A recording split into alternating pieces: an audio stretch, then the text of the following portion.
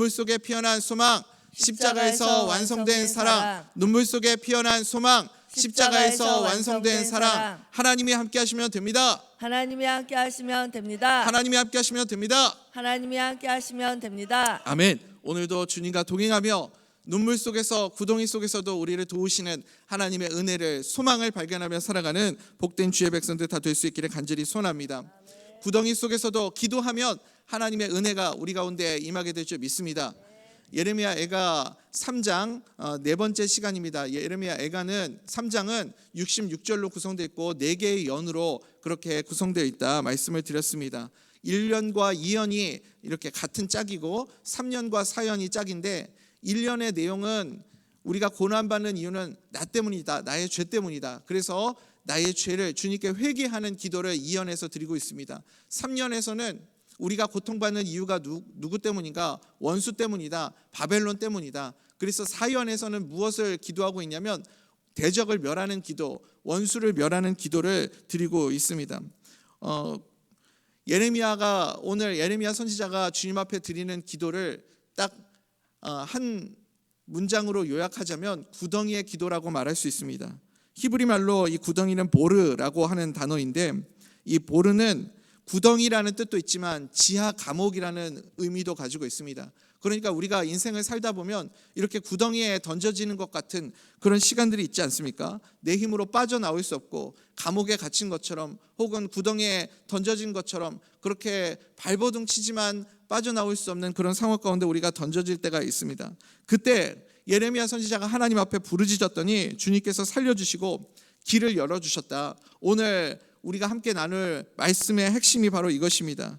그래서 우리에게도 이 구덩이의 기도의 부르짖음이 반드시 필요합니다.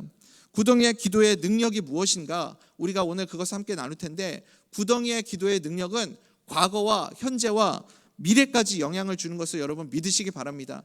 구덩이의 기도의 능력은 과거와 현재와 미래에 영향을 준다. 그래서 오늘 4가지인데, 과거와 현재와 미래에 영향을 주는 구덩이의 기도, 그리고 한 가지 더 추가해서 신원 기도까지 우리가 함께 살펴보도록 하겠습니다. 첫 번째, 과거는 무엇을 의미하냐면 구덩이의 기도가 체험의 힘을 준다는 것입니다. 구덩이의 기도가 우리에게 체험의 힘을 줍니다.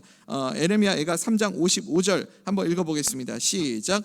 여호와여, 내가 심히 깊은 구덩이에서 주의 이름을 불렀나이다. 아멘. 아멘. 여러분, 구덩이의 특징이 뭐죠? 내 힘으로는 구덩이에서 빠져나올 수가 없습니다. 오직 하나님을 만나야만, 은혜를 경험해야만 우리가 구덩이에서 빠져나올 수 있습니다. 내 힘으로도 못 나오고 내 수단으로도 못 나오고 옆에 있는 사람들의 도움으로도 빠져나올 수 없는 곳이 구덩이입니다. 반드시 하나님이 나를 건져주셔야만 나올 수 있습니다. 가장 대표적인 것들 중에 하나를 말하자면 질병 같은 것 아니겠습니까?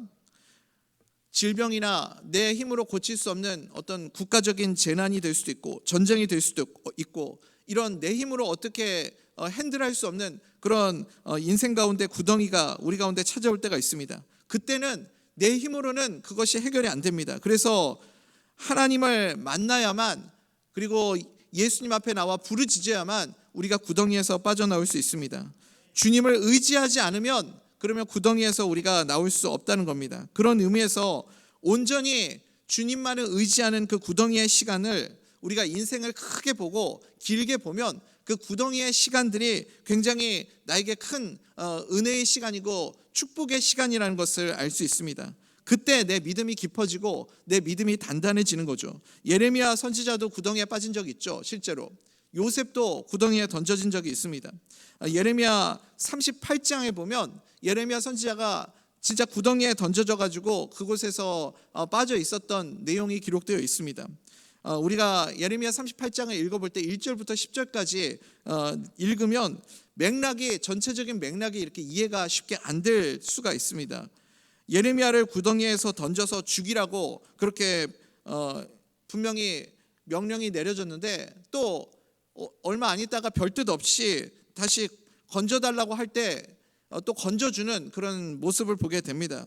그런데 우리가 그 모든 과정들 속에서 잊지 말아야 될 것이 무엇이냐면, 이거 뭐야, 왜 예레미야 선지자를 죽일 것처럼 구덩이에 던졌다가 또 내시가 와가지고 구해달라고 하니까 바로 또 건져주네? 왜 그러지? 라고 생각하는 것이 아니라 그 사이에 있는 예레미야 선지자의 기도를 우리는 볼 수 있어야 하고 하나님이 그 가운데 일하셨음을 우리는 볼 수 있어야 됩니다.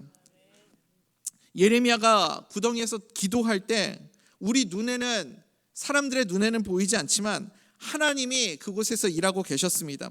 하나님이 일하신 내용이 무엇인가? 예레미야 38장 7절에 보니까 왕궁 내시 구스인 에벤멜렉이 용기를 내서 왕에게 가죠. 그리고 하나님께서 그의 입을 사용하셔서 예레미야 선지자를 건져주시지 않습니까? 그래서 시드기야 왕에게 그를 살려달라고 그렇게 간청을 합니다.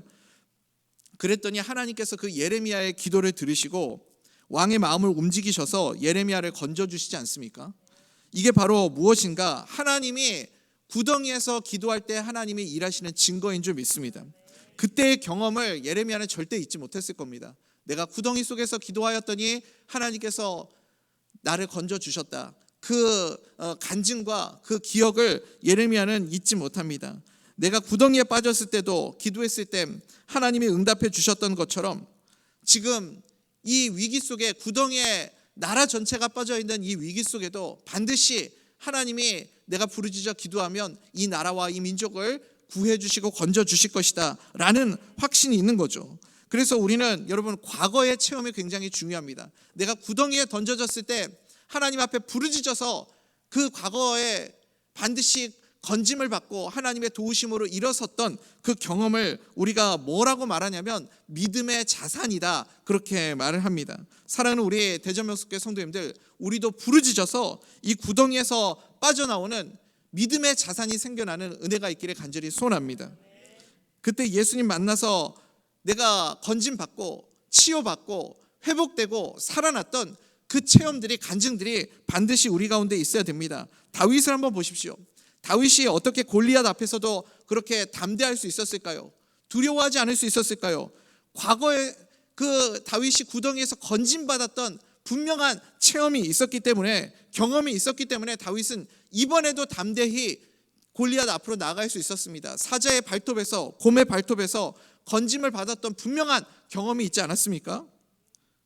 그래서 그 체험과 간증이 있기 때문에, 그래서 다윗은 칼과 단창으로 골리앗 앞에 나아간 것이 아니라 만군의 여호와의 이름으로 나를 건져주시고 나를 회복시켜주시고 살려주셨던 그 하나님의 이름을 붙잡고 나아가는 것을 보게 됩니다. 그게 다윗의 믿음의 자산이었습니다.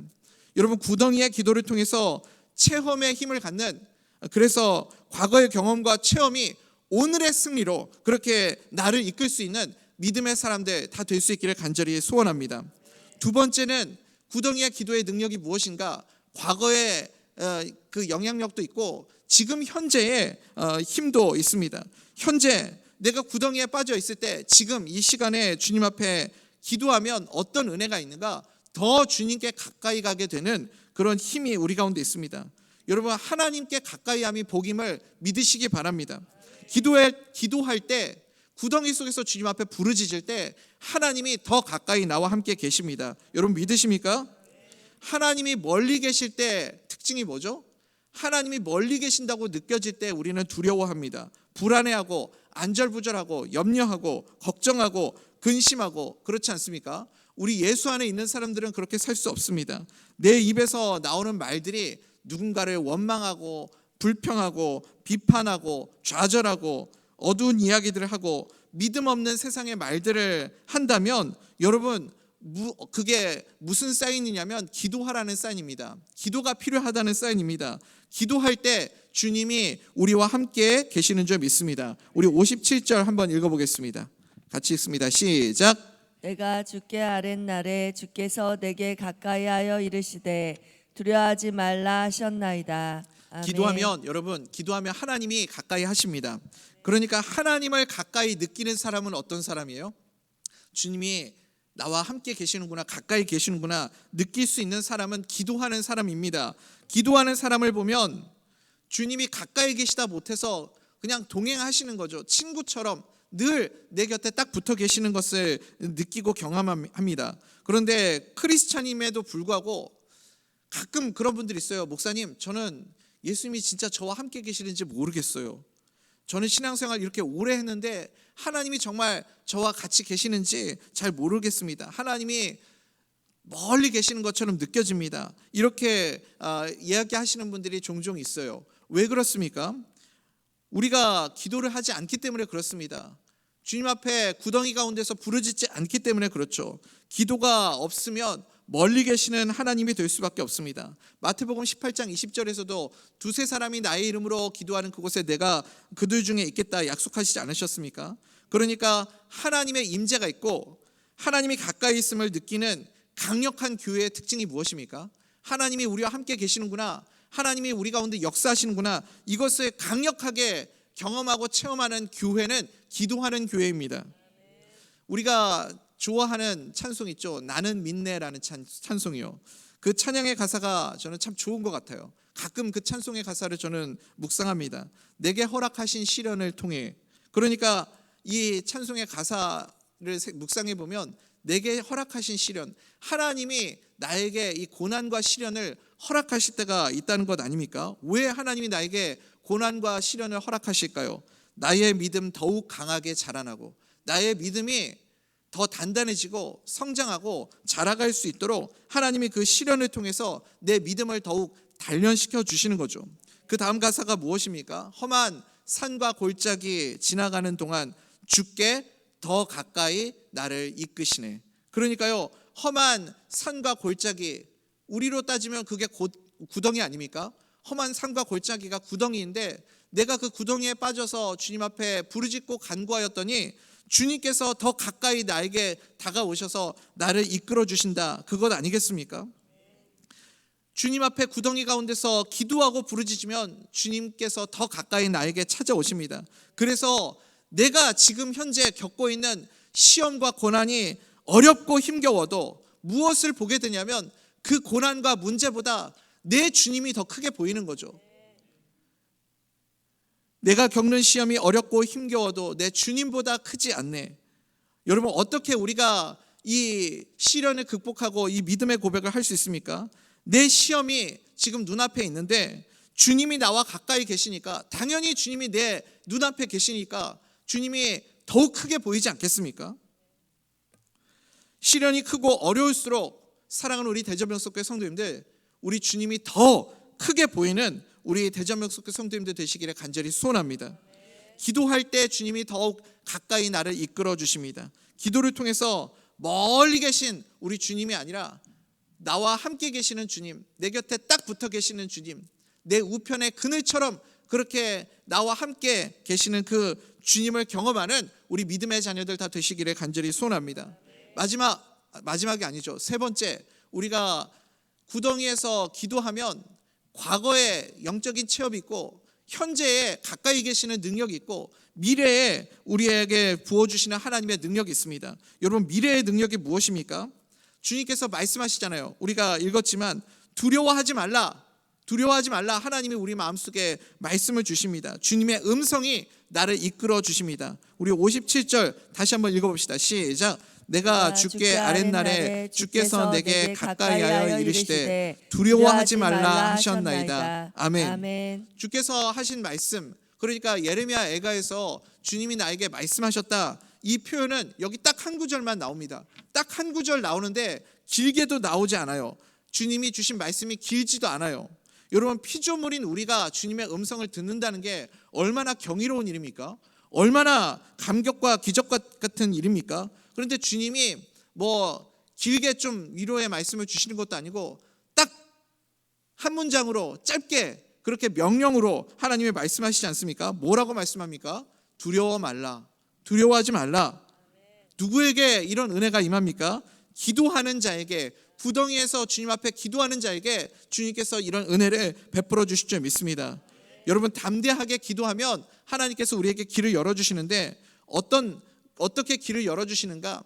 두려움이 사라지고 불안함이 사라지고 염려가 사라지고 담대하게 나아갈 수 있게 우리를 인도해 주시는 줄 믿습니다. 야곱이 자기 형을 속이고 아버지를 속이고 이제 삼촌 라반의 집으로 도망치지 않습니까? 그 마음속에 이제 막막하고 답답하고 얼마나 불안한 마음이 있었겠습니까? 창세기 28장에 보니까 거기서 야곱이 돌베개를 베고 잠들었을 때 어떤 은혜가 있어요? 지금 야곱의 상황을 그대로 묘사하고 있는 거죠. 고난의 현장, 구덩이에 던져진 신세 아닙니까? 야곱이야말로 이제 어떻게 자기 힘으로 해결할 수 있는 상황에 아무것도 없는 그런 구덩이의 상황이죠. 그때도 하나님이 야곱에게 찾아오셔서 길게 말씀 안 하십니다. 딱 한 절로 야곱을 위로하시고 격려하시고 야곱에게 약속의 말씀을 주시죠. 우리 창세기 28장 15절 말씀 우리 한번 읽어볼까요? 시작. 내가 너와 함께 있어 네가 어디로 가든지 너를 지키며 너를 이끌어 이 땅으로 돌아오게 할지라. 내가 내게 허락한 것을 다 이루기까지 너를 떠나지 아니하리라 하신지라. 아멘. 딱 한 줄 하나님의 약속이었습니다. 사랑하는 우리 대전명석교 성도님들, 여러분들에게도 인생의 구덩이에 빠졌을 때 건져주셨던 하나님의 약속의 말씀이 있으십니까? 붙잡고 계시는 하나님의 약속의 말씀이 있으십니까? 말씀을 읽거나 아니면 말씀을 듣다가 내가 지금 구덩이의 상황에 던져져 있을 때 하나님께서 내게 주시는 그 말씀 한 구절이 내 가슴에 팍 박힐 때가 있습니다. 그때 그 말씀을 붙들면 우리의 인생이 열리게 되는 그런 은혜를 누리게 될 줄 믿습니다. 막혔던 모든 것들이 일순간에 뻥 뚫리게 되는 그런 하나님의 기적과 하나님의 역사를 쏘아져 나갈 수 있는 힘을 우리가 얻게 될 줄 믿습니다. 마틴 루터가 종교개혁을 할 때도 뭐 많은 것들을 붙잡고 그가 종교개혁을 한 것이 아니지 않습니까? 그의 가슴에 박힌 딱 한 구절, 그게 무엇이었습니까? 로마서 1장 17절 말씀이죠. 오직 의인은 믿음으로 말미암아 살리라. 오직 의인은 믿음으로 말미암아 살리라. 이 말씀 한 구절이 그의 가슴에 박힐 때 그가 그 두렵고 떨리는 자기의 생명을 위협받는 상황 속에서도 로만 카톨릭이라는 어마어마한 거대한 그 거인 앞에서도 두려워하지 않고 개혁의 그 발걸음을 내디딜 수 있었습니다.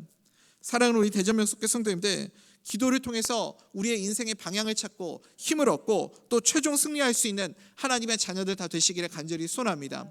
마지막 한 가지를 더 살펴보겠습니다. 구덩이에서 기도하면 과거, 현재, 미래 하나님이 우리에게 이런 능력을 주시고 또 한 가지 마지막 네 번째가 무엇이냐면 대적을 물리칠 수 있는 능력을 우리에게 주십니다. 대적을 물리쳐 주시는 거죠. 우리가 보통 이것을 뭐라고 하냐면 신원기도라고 말하지 않습니까?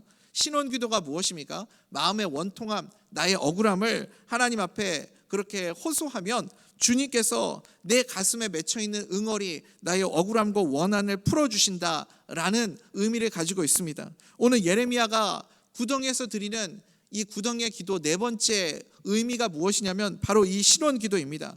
신원기도를 우리가 예레미야를 통해서 배울 수 있어야 됩니다. 58절, 59절 같이 한번 읽어보겠습니다. 시작. 주여 주께서 내 심령의 원통함을 풀어주셨고 내 생명을 속량하셨나이다.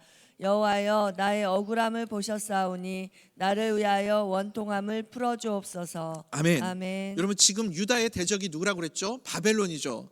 바벨론도 결국은 누구를 하나님이 이렇게 매를 때리기 위해서 사용하신 도구예요? 하나님께서 유다를 사랑하셔서 유다에게 매를 때리기 위해서 지금 그냥 바벨론에게 잠시 그들을 사용하셔서 힘을 주시고 권한을 주시고 그래서 유다를 치게 하시는 것 아닙니까? 그러면 아수르도 바벨론도 하나님이 잠깐 사용하시는 도구일 뿐이라는 것을 그들이 알아야 됩니다. 그들이 그것을 깨닫고 겸손해야 되는데 자신들이 유다를 깨우치기 위한 도구일 뿐임을 알지 못하고 하나님이 주신 그 힘과 권세가 자기의 것인 양 그렇게 그것을 이제 너무 남용하게 되는 거죠. 사실 하나님을 경외하는 족속들이 아니기 때문에 그들이 깨달을 수가 없겠죠. 절대 깨달을 수가 없습니다. 하나님이 우리에게도 잘 사용하라고 힘을 주실 때가 있습니다. 그래서 그 힘은 함부로 쓰는 게 아니라고 그러잖아요. 우리는 예수 안에 있는 사람들이니까 적어도 어떤 생각을 가지고 살아가야 되겠습니까? 하나님이 나에게 권한과 힘과 은혜를 주실 때는 이것 가지고 하나님의 영광의 도구로 사용할 수 있어야 되는구나. 이유 없이 하나님이 물질의 복도 주시지 않습니다. 이유 없이 하나님이 영향력도 주시지 않습니다. 이유 없이 하나님이 나에게 복과 힘과 은혜를 주시지 않는다는 겁니다. 그러면 여러분 우리에게 하나님이 이렇게 복을 주실 때, 은혜를 주실 때, 힘을 주실 때 어떻게 그 힘을 사용해야 되겠습니까? 겸손하게 하나님의 영광을 위해서 사용할 수 있는 믿음의 사람들 될 수 있기를 간절히 소원합니다. 근데 바벨론은 절대 그걸 알 수가 없죠.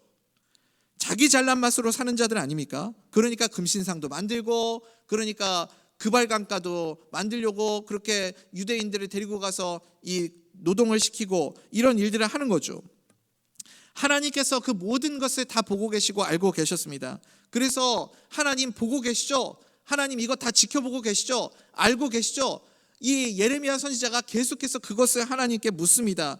60절 후반부에도 보세요. 주께서 다 보셨나이다. 62절 들으셨나이다. 63절 후반부에도 주목하여 보시옵소서. 이렇게 예레미야 선지자가 계속해서 하나님이 다 알고 계시죠? 하나님 지금 이거 다 보고 계시죠? 하면서 묻고 있습니다. 말하자면 예레미야 선지자는 바벨론을 향해서 지금 신원 기도를 하고 있습니다. 하나님 그들을 다시 그들의 힘을 빼앗으시고 그들을 멸하시고 그들을 하나님께서 치옵소서 하면서 바벨론을 저주하는 기도를 하나님 앞에 드리고 있습니다.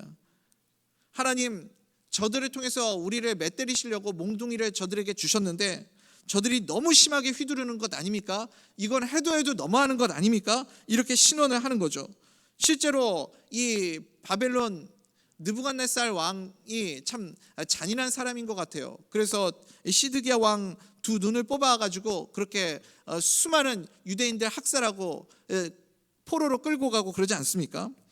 그러면서 이 저들의 악행을 심판해 달라고 예레미야 선지자가 탄원하는 기도를 드리고 있습니다. 누가복음 18장에도 불의한 재판장의 기도가 나오지 않습니까? 불의한 재판장에게 이 과부가 찾아가서 탄원하는 그 비유가 나오지 않습니까? 그때 주님께서 뭐라고 말씀하시냐면 기도하고 낙심하지 말 것은, 기도하고 낙심하지 말 것은 이렇게 하면서 기도할 것을 우리에게 가르쳐 주십니다.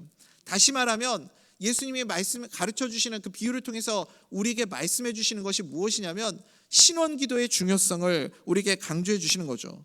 우리의 원통함을, 우리의 억울함을 다른 사람들에게 가지고 가는 것이 아니라 하나님 앞에 가지고 나와서 기도하는 그 신원 기도가 우리에게도 반드시 있어야 된다는 것입니다. 그러면 우리도 주님께 이 기도를 드려야 되지 않겠습니까? 신원 기도를 드려야 되지 않겠습니까? 지금 이 나라와 이 땅이, 이 민족이 주님 보시기에 얼마나 악합니까? 세상 사람들이 얼마나 악합니까? 악한 글들을 쓰는 사람들, 한 사람 마녀 사냥해가지고 그 사람을 조롱하고 비판하고 한 사람이 처절하게 무너질 때까지 그 사람을 그렇게 공격하는 모습들, 교회를 조롱하고 공격하고 욕하고, 여러분 그럴 때 우리가 어떻게 대응을 해야 될까요? 우리가 그냥 가만히 있어야 될까요? 맞고만 있어야 될까요? 그러면 우리도 피켓 들고 거리로 나가서 시위하고 데모하고 그런 것들 해야 될까요? 여러분 우리에게 더 강력한 무기가 있음을 여러분 기억하시기 바랍니다. 하나님이, 예수님이 우리에게 가르쳐 주셨잖아요. 억울함이 있을 때, 원통함이 있을 때 너 그것 가지고 대응하지 말고 하나님 앞으로 나와라. 신원하는 기도를 주님 앞에 드려라. 주님이 우리에게 가르쳐 주고 있습니다. 우리의 원한을 주님께 풀어달라고 간청하는 예레미야의 기도, 그 기도가 우리 가운데도 있어야 될 줄 믿습니다. 그래야 이 나라와 이 민족도 주님의 은혜로 다시 회복되고 하나님의 일하심으로 살아나게 될 줄 믿습니다. 여러분 구덩이 속에서 구덩이의 단점만 있는 것이 아니라 구덩이의 장점을 말하려면, 여러분 구덩이 안에 있을 때 무엇이 보이냐면 세상의 부조리함과 세상의 악함이 아주 선명하게 보입니다. 내가 구덩이에 빠져 있을 때 이 부조리가 잘못된 것들이 보이게 됩니다. 여러분 그것 가지고 뭐 해야 되겠습니까? 목소리를 높이라는 것이 아니라, 시위하라는 것이 아니라 그거 가지고 기도해야 됩니다. 우리의 원통함을 풀어달라고 주님이 바벨론을 보시옵소서, 해도 너무한 것 아닙니까? 하나님 다시 불쌍히 여겨주시옵소서. 예레미야 선지자가 그렇게 기도하였던 것처럼 우리도 우리의 원통함을, 억울함을, 답답함을 주님 앞에 풀어놓고 신원기도 할 때 반드시 주님께서 우리의 기도를 들어주시고 응답해 주실 줄 믿습니다. 요한계시록에도 한번 보세요. 순교자들이 신원기도 하지 않습니까? 순교당한 순교자들이 기도합니다. 그 신원기도 때문에 주님이 이 땅에 다시 오신대요. 재림하신대요. 여러분 믿으십니까? 구덩이 속에서 우리가 하나님 앞에 드려야 할 기도가 무엇입니까? 구덩이 안에 던져져 있을 때 우리가 기억해야 할 것이 무엇입니까? 오늘 이 시간에 우리가 그것을 붙잡고 다시 한번 깊은 기도의 골방으로 나아가기를 원합니다. 구덩이에 던져진 성도님들 계십니까? 내 힘으로 빠져나올 수 없고 사람의 도움으로, 누군가의 힘으로, 나의 경험과 능력으로 빠져나올 수 없는 구덩이에 있을 때 여러분 기도하십시오. 부르짖으십시오. 예레미야의 구덩이의 기도가 우리 가운데 있기를 간절히 소원합니다.